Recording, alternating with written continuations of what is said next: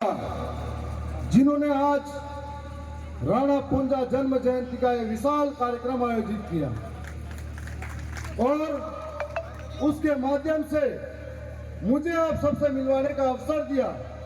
मैं आज खुद को गौरवान्वित और गर्वित महसूस कर रहा हूं कि मैं आज मेरी विधानसभा की जनता की और वहां के कार्यकर्ताओं की मेहनत की वजह से आपके बीच में आकर खड़ा हूं। आज जो हम राणा पुंजा की जन्म जयंती पर एकत्रित हुए हैं, ये हमारे पुरखे हैं जिनके बलिदान शौर्य पराक्रम से हम सब वाकिफ हैं। मेवाड़ का इतिहास यदि महान है और मेवाड़ के अंदर पूरे भारत के अंदर यदि कोई राजा ऐसा था जिसने मुगलों की अधीनता स्वीकार नहीं की थी तो मेवाड़ के महाराणा प्रताप जी थे। लेकिन इसके पीछे की वजह राणा पुंजा जी थे जिनके पास गोरिल्ला युद्ध था, छापामार योजनाएं थी और जब बात आती थी संघर्ष की तब सबसे पहले राणा पुंजा जी ने पीलू के सरदारों को एकत्रित किया था और मेवाड़ के अंदर मुगलों की सेनाएं कांपती थी। मेवाड़ के अंदर पांव रखने से यदि पहला तीर खाते थे तो भील खाते थे और अगर सामने वाले का डर उठता था तो पहला तीर भीलू का जाता था। इतना शौर्य और पराक्रम भीलू का हुआ करता था।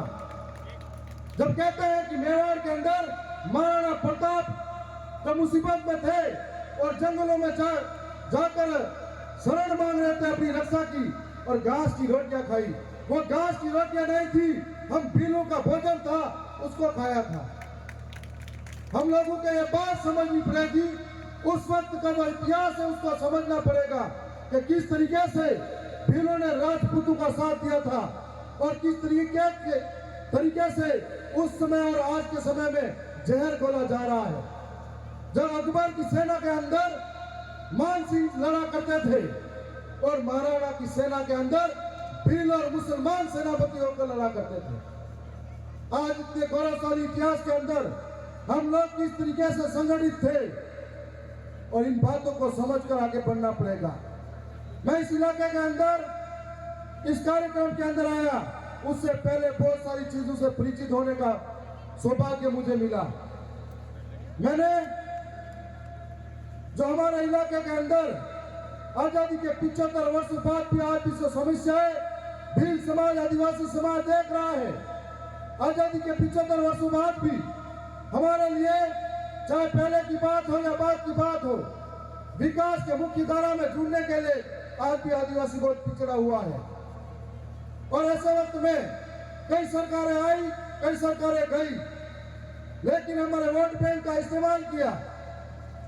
हमारे लोगों के साथ में धीरे धीरे हमारे आदिवासियों को मुख्य धारा से हाशिए की ओर धकेलते गए। हम लोग सामाजिक रूप से, सांस्कृतिक रूप से, शैक्षणिक रूप से और आर्थिक रूप से पिछड़ते चले गए। जो लोग हमारे बीच में आए उन्होंने वादे किए, लेकिन हम लोगों को आज इन बातों को समझने की जरूरत है।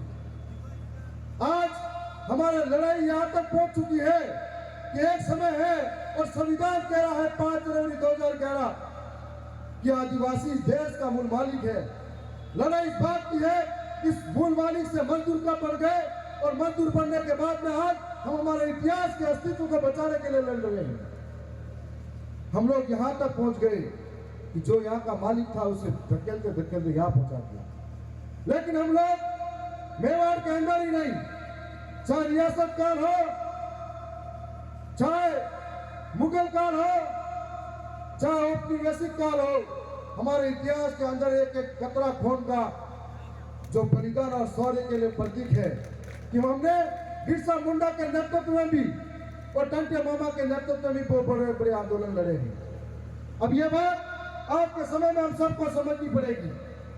आज जिस तरीके से हमारे साथ में इतिहास के साथ में छेड़छाड़ हुई, उसी प्रकार से हमको बांटा गया, हमको अलग अलग तरीके से एक ऐसी नफरत बनी गई। ये आदिवासी है, ये आदिवासी तो कैसे लोग होते हैं, आधे घंटे रहते हैं, आधे कपड़े पहनते हैं, आदिवासी इस तरीके के होते हैं।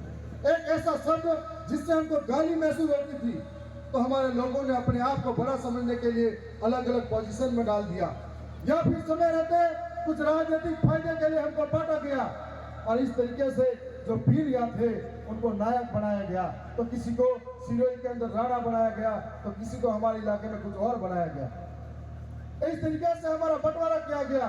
इन बातों को समझना पड़ेगा कि राणा पुंजा के साथ में कंधे से कंधा मिलाकर लड़ने वाले भील हुआ करते थे, उन भीलों को बाद में बदला गया। इसी प्रकार से जो यहाँ के भील थे, जब रियासत कारों के अंदर लड़ने के लिए आगे रहते थे, तो अग्रिम पंक्ति के अंदर सबने बताया कि जो आगे लड़ता है, हम लोग इतने बहादुर हुआ करते थे कि पहली गोली सीने पे खाने के लिए हम लोग आगे आते थे।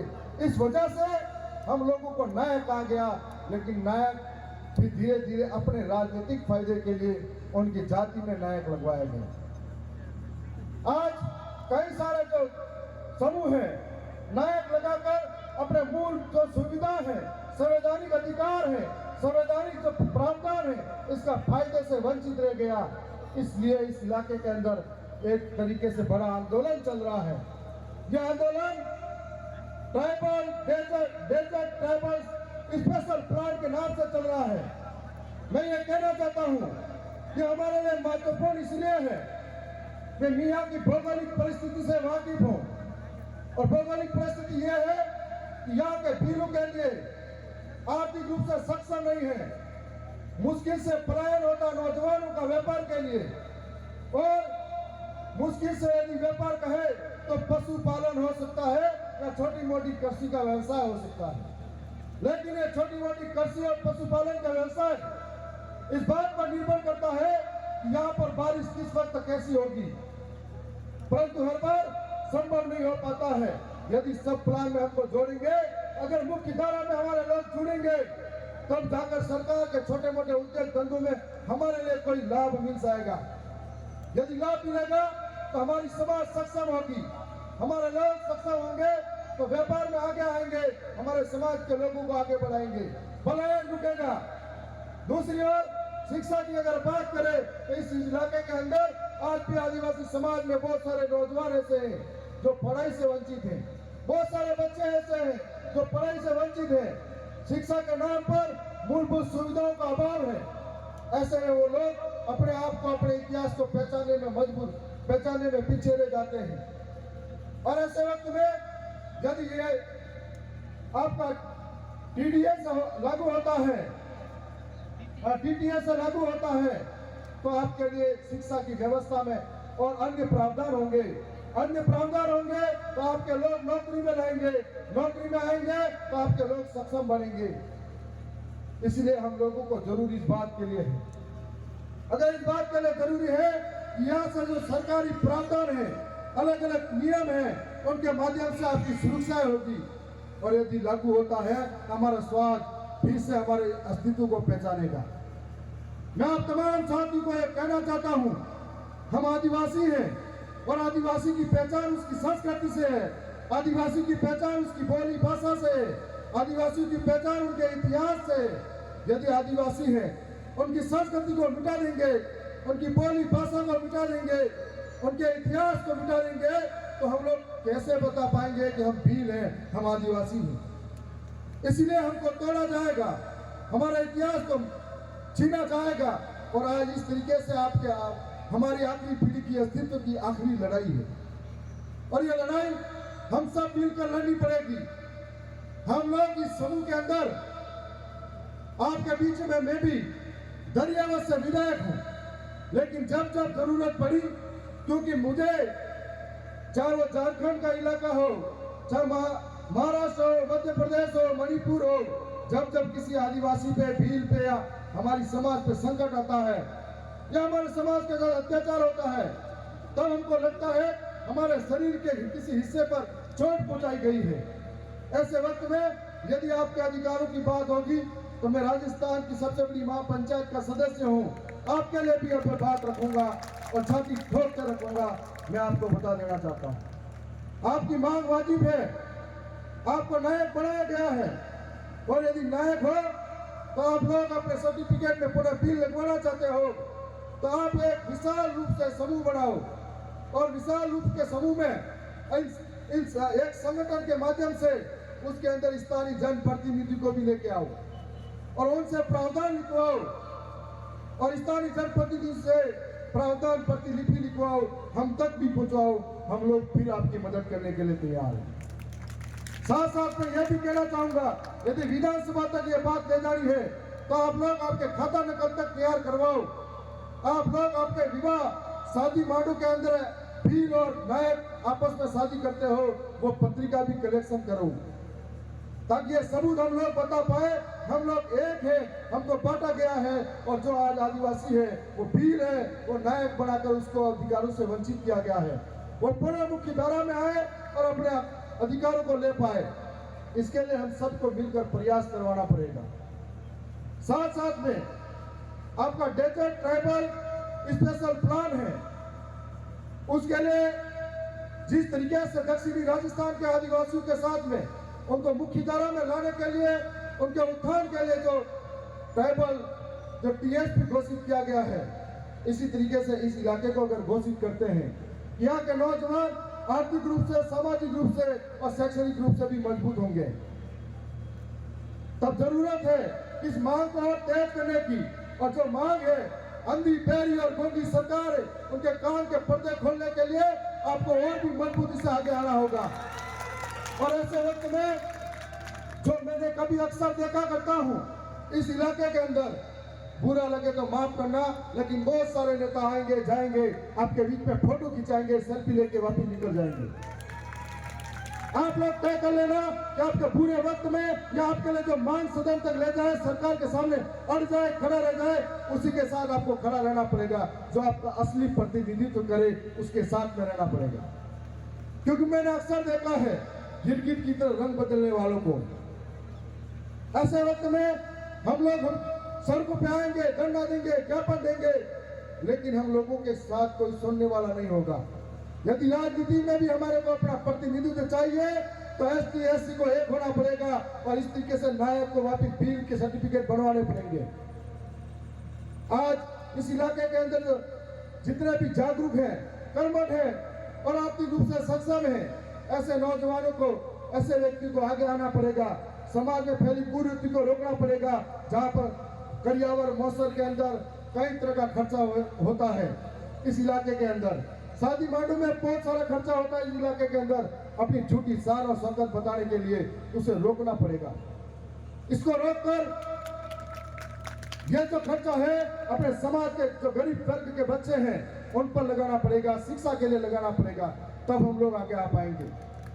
सरकारें आएगी, समय समय पर जब आपका आंदोलन तेज होगा, आप और मजबूत होंगे अपनी मांगों को लेकर, तो वो गुमराह करने के लिए अलग अलग तरीके के लॉलीपॉप लेके आएगी, गुमराह करने के लिए अलग अलग फैसला लेके आएगी, आपके संगठन को तितर बितर करने के लिए आएगी।